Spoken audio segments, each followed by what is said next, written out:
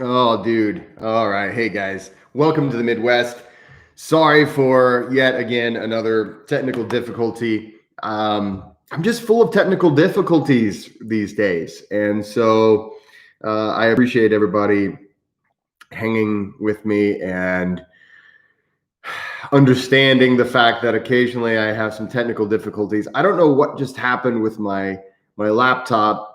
It was using the wrong camera, and for some reason, once I started the stream, I couldn't change back to this view. So thanks for being understanding, and hey, thanks for tuning in. Today, we're going to be talking about basically. I get a lot of emails and I get a lot of messages, and a lot of times I can make them into videos that are kind of like it's just this is something that'll help a lot of people because a lot of times I'll get a question that is pretty general and most people have it. Yeah, thanks guys again, Brandon, Starlight, thank you so much. I'm back. So, but yeah, so a lot of times I'll get questions that well, a lot of questions that are just really good questions for a video that will help a lot of people. And then other times I get questions that are a little specific, but I think they would also help a lot of people too. So I'm wanting to answer a few of those questions today. If you have other questions, I can get to those as well.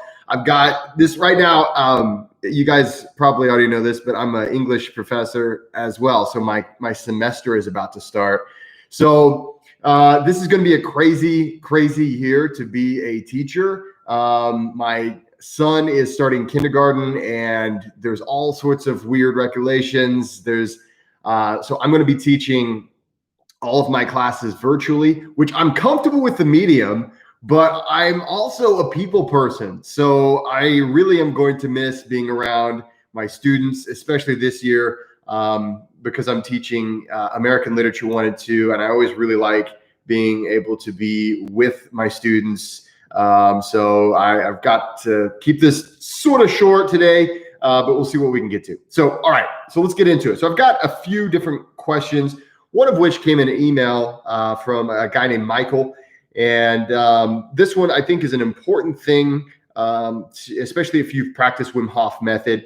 It says, "Hi, Jesse, I have a question for you. But first of all, I wanted to tell you how much I enjoy your videos on YouTube." Well, thank you, man. Thanks for watching.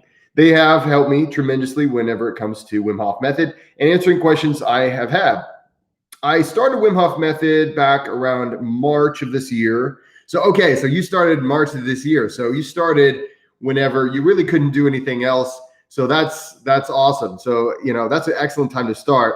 I purchased both his original and his old school and his newer training course. So some of you guys have purchased both of Wim Hof's online courses, the old one and the new one, and totally different vibe for both of them. I think obviously I think great vibes for both, but I learned on the older one, and of course the newer one is far more complete, and it's got a lot more stuff, but he's got both of them. The one thing I always had a question about is after you empty your lung retention is over and you inhale and hold for 15 seconds. Okay, so we're talking about, for those of you who do Wim Hof method, we're talking about the recovery breath after the retention. Wim mentions about pushing the oxygen through your body. So I kind of take this as you kind of tighten your ab muscles and push, kind of like going to the bathroom, for lack of better terms. Is this correct? I can feel the tingling going through my body, which is very awesome feeling, but I also feel like my eyes are going to pop out, and sometimes my eyes hurt a little afterward for the remainder of the day. Ooh, okay, so we're going to talk about this. Am I pushing too hard? Should I maybe close off my neck and try to keep all of the tingling down below my neck? Just not sure I'm doing this correctly. Can't wait to hear it from you. Okay. And hopefully my English grammar wasn't too bad and it's not going to make you cringe. Well, hey, and that's another thing. There's nothing worse than being an English professor because people think they need to watch the grammar around me. And I mean, you don't. Not to mention, think about this. For me, I feel like I have to have perfect grammar all the time, or else people will be like, "Hey, aren't you an English professor?" So forget it and just be yourself. Okay, so let's talk about this. So he's talking about the pressurization of the retention, or not the retention, of the recovered breath after the retention. So the pressurization, sometimes, especially if you've been practicing for a longer period of time, this is something that I wouldn't recommend until you've been practicing for, maybe 2 months, at least a month, is to try to do an advanced technique, which is to pressurize the head. Now, you should never do this to the point of pain, and you should never do this to where you think your eyeballs are going to pop out. So yeah, Michael, you probably were pushing a little too hard there. The goal here is, okay, on that retention, okay, great. And then I need to take my recovered breath. I take my recovered breath, real deep breath in, I hold, and then just a little bit. We're not trying to explode our head here. We're just putting a little bit of pressure in the abdomen, and we're kind of focusing on the head area. If you want to think about a place to put that, I always say go ahead and put it here in what we would call the crown area, and that's just a good place. There's not really a specific place. Some people like to focus on the pineal gland, and that's fine too. We're not trying to push insanely hard. We're just trying to get a little bit of pressure there to pressurize. And as far as that goes, that's really all you should even worry about. Don't worry about push, because that's sometimes when we talk about forcing it, or sometimes whenever we can actually, if you're hurting, if your eyes are hurting, like you said, later in the day, you've pushed really too hard, and we don't want to damage any tissues. Whenever we do this push, there's a change in blood pressure, and we don't want to, it's not dangerous really, but it could be if you have high blood pressure, or if you're just pushing way too hard. The only times I've ever had anyone have any kind of, negative reaction, I've had people have headaches and things like that. But generally they were pushing too hard. So just really nice and gentle, and nothing too hard. All right, let's see here. We've got had a friend on. Starlight is here. Awesome. Hey, brother. So Starlight. So I'm gonna. Starlight actually had a really good message, and then later on updated me on progress. I want to talk to this one though, so I'm just going to go ahead and read it. I recently changed my routine a tiny bit and had a bad hypothermic reaction. Okay, so hypothermia is that's the place we don't want to go, folks. That's the death zone if you're going to have hypothermia. And so yeah, I'm glad you're still with us, Starlight. I think I barely survived. It calls into question the safety of all my experiences. It did, however, pull me out of major depression, but required me to do it 4 times a day. I'm going to take a long break and focus on cardio to improve vascular health. Maybe I'm too weak for cold training or too small or skinny. I'm going to continue the breathing because I can breathe so much easier and fuller throughout the day. I'm hoping I can keep the good mental and physical momentum going. When I started, I had been mostly confined to a wheelchair for a few years, but now I'm a lot more active and happier. Thanks for everything. That is awesome. That is awesome.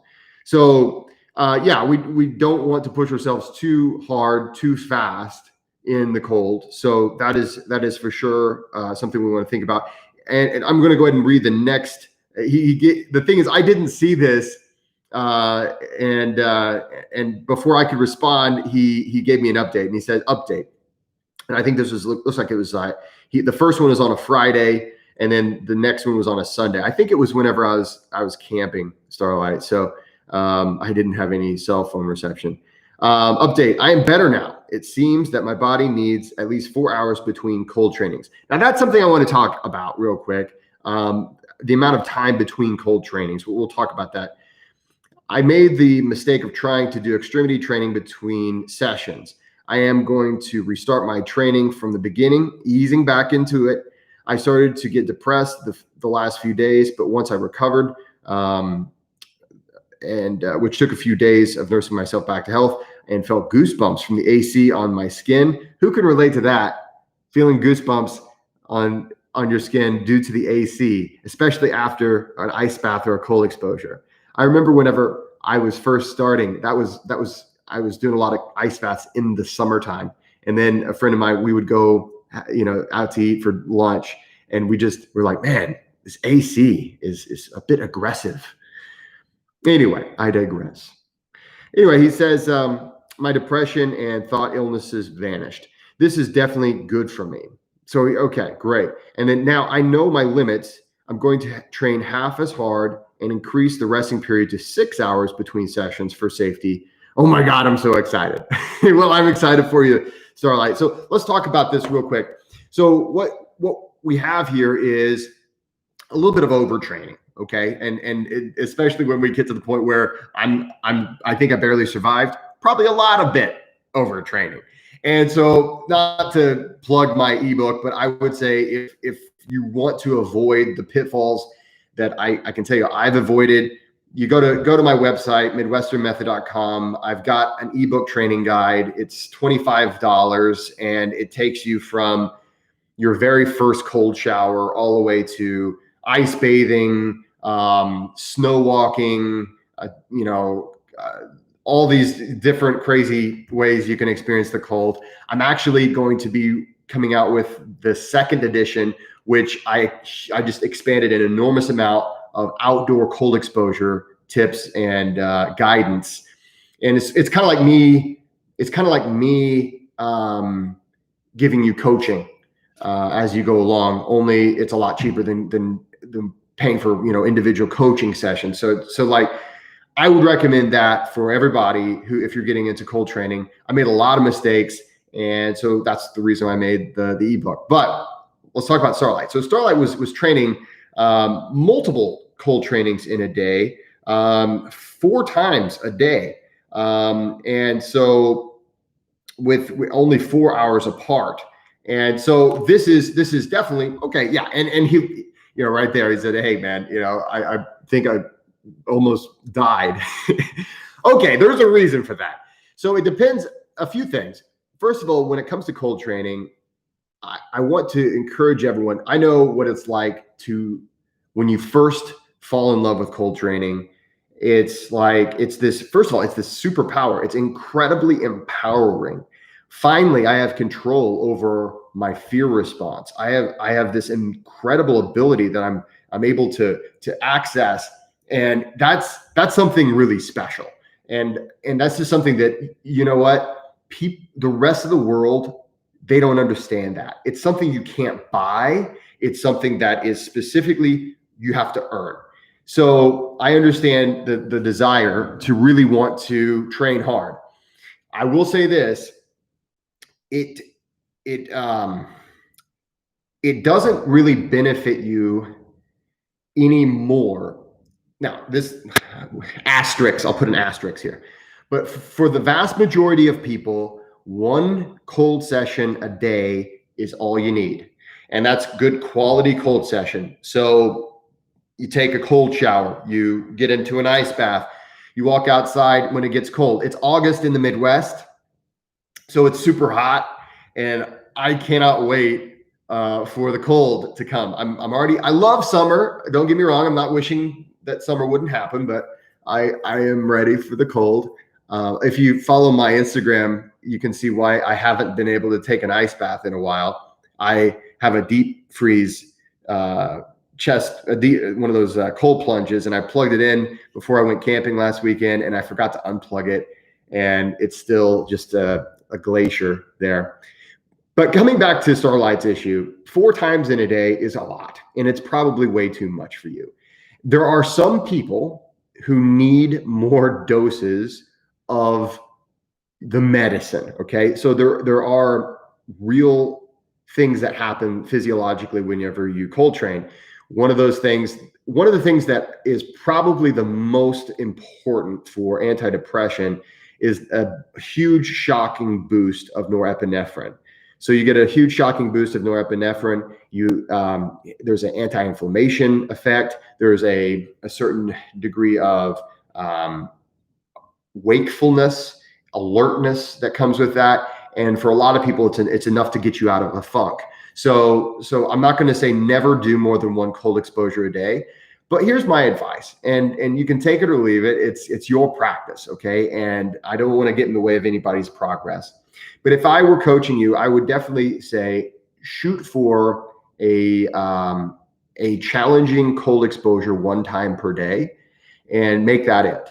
And maybe on a random day, like for instance, some of the people that some of my clients, I have a client who has, I won't go into his condition, but it's a autoimmune disease. And it's something where he needs to take 2 cold exposures per day, 1 in the morning, 1 in the afternoon. And if he does that, he doesn't have to take his medicine.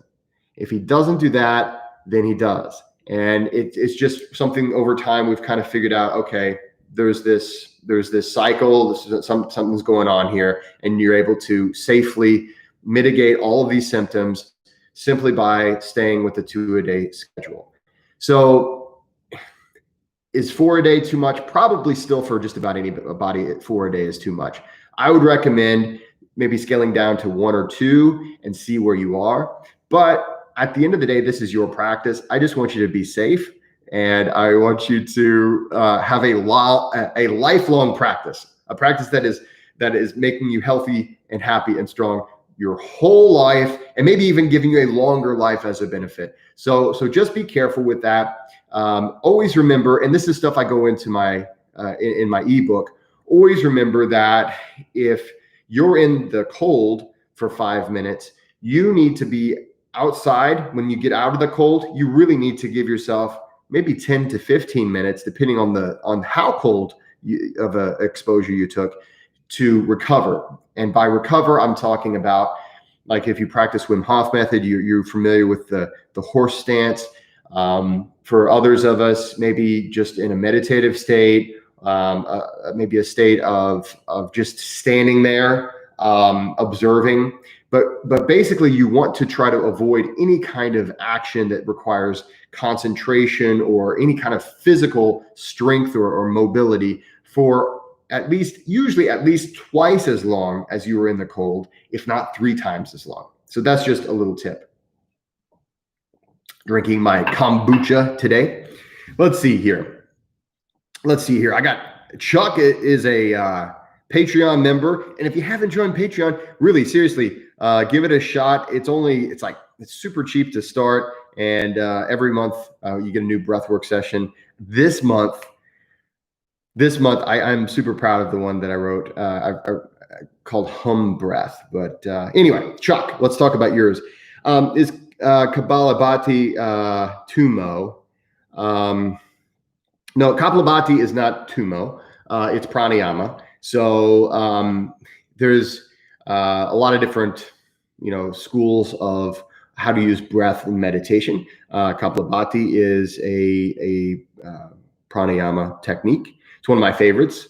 And this month, you know this already, but for those of you who are not in the Patreon group, this month I have first of all, I teach you how to do Kapalabhati in the Patreon group, and then I have a really focused Kapalabhati practice set to some tunes.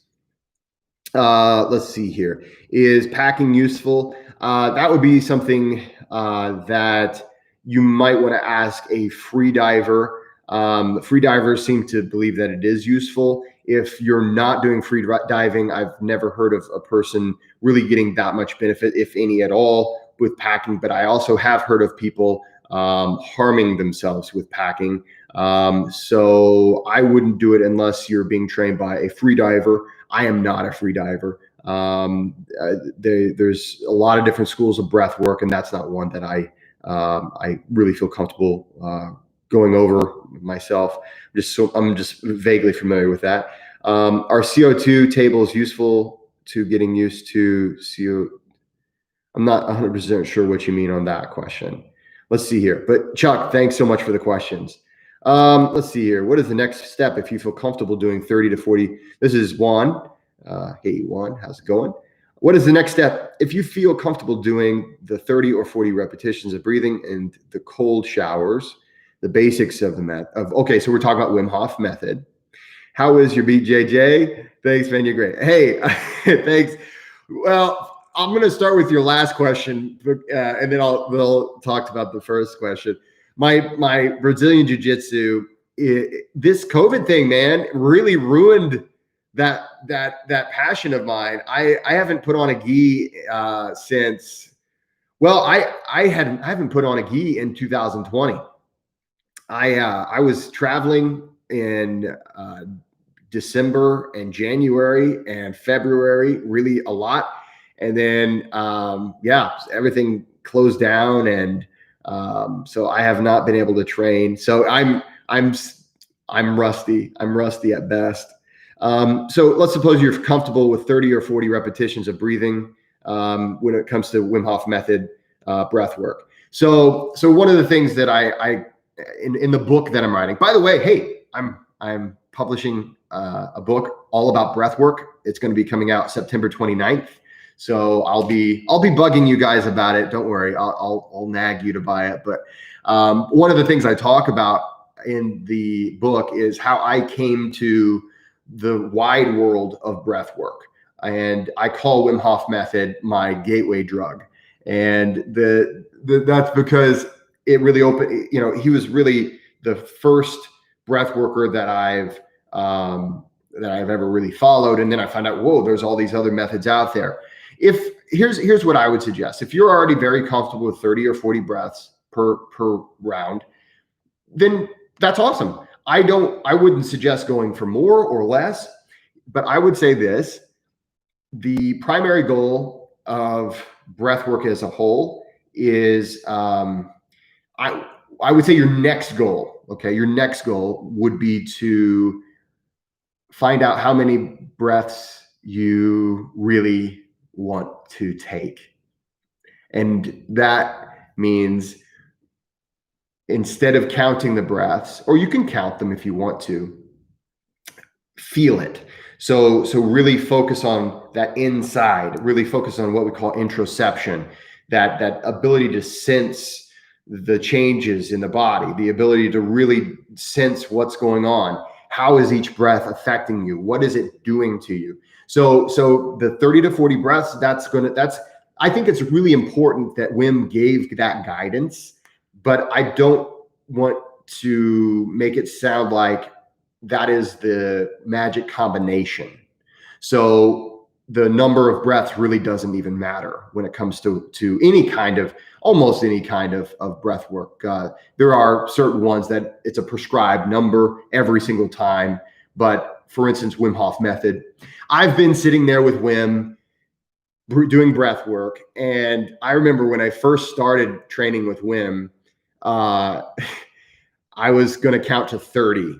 And that was going to be when I was going to do my retention.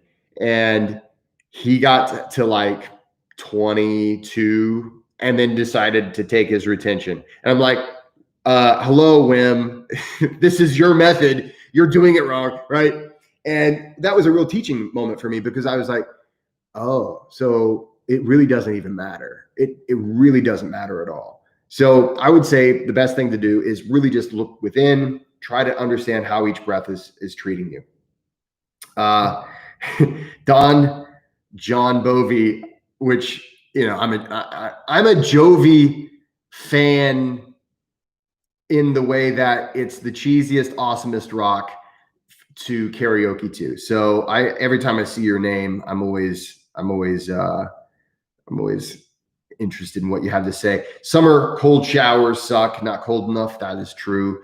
I would say the best remedy for that is to add extremity training to your cold showers, and just get a bucket of ice and put a little bit of water in there. Do the hands for maybe 2 minutes before you get in the shower, and then put a foot in there for about 2 to 5 minutes in your cold shower, then move it over for the last 2 to 5 minutes in your cold shower. That can help. Let's see here. Has your perception on life changed since doing the Wim Hof method? It has for me, especially the breathing. My mind feels like I'm touching on something otherworldly. Is that normal? Okay, so I would say, first of all, Wim would say, "What is normal?" I'll never forget one time I asked him about the normal Wim Hof method breathing technique. He says, "What is normal?" And I was like, "I'm sorry, Wim, sorry." But okay, so this is a great question. So I would say that um, you know, it's really hard to say that there's just one thing that's happened in my life that's changed me an enormous amount. But Wim Hof method has been the beginning of a journey into breath work, cold exposure, temperature exposure. Um, a lot of things that I wouldn't normally, I don't think I would have naturally found. I found because I started following this particular method. So I can say it's definitely affected me in the ways that it's expanded my horizons as far as what my mind and body are capable of. And I want to just kind of touch on this where you say that you feel like you're touching on something otherworldly. I always felt like I was touching on something very primal, and that might be, maybe we're saying two ways of the same thing, but I personally felt like I was touching deep inside something within me that I had never really touched on before. So yeah, I can relate to that. I can definitely relate to that. Let's see here. So let's see. Let's see if there's any other questions, and then I may have to get off of here because I got a bunch of crazy stuff to do. But I'm going to try to do these. Obviously, I'm trying to do these more often. So feel free to send me questions. Why do push-ups during the retention? The retention is when you lower your heartbeat and feel peace. Doing push-ups seems to counteract that. Well, okay, or Leif, I'm sorry for mispronouncing your name. Yeah, you're right. It feels kind of contradictory to that. The reason why we do push-ups, well, there's a few different reasons, but the primary reason, the main respiratory benefit of doing push-ups while you are doing the retention is that is basically you're running through oxygen much faster. So you're doing exercises in a low oxygen environment. And so what that does is it speeds up the process of you getting the benefits of low oxygen training. Let me just see here. Okay, cool. All right, guys. Hey, I want to thank you all for being here. If you have further questions, I'm going to do these a lot more often. One last question. What's the secret to growing facial hair at such a rapid rate? I'm sorry, man. You just got to be born with it. No, I don't know if there's a secret other than just being lazy enough not to shave and being fortunate enough that my wife is okay with my beard. So I think I'm thinking about getting it back to its former glory. I'm not sure. We'll see. Guys, I want to thank you guys for being here. If you haven't already joined the Patreon club, give it a try. Just take a look on the YouTube landing page, and it's going to be somewhere up on the upper right-hand corner. I am coming out with my book, A Practical Guide to Breathwork. I'm going to explain all the stuff that goes through how is it that breath can do all these cool things.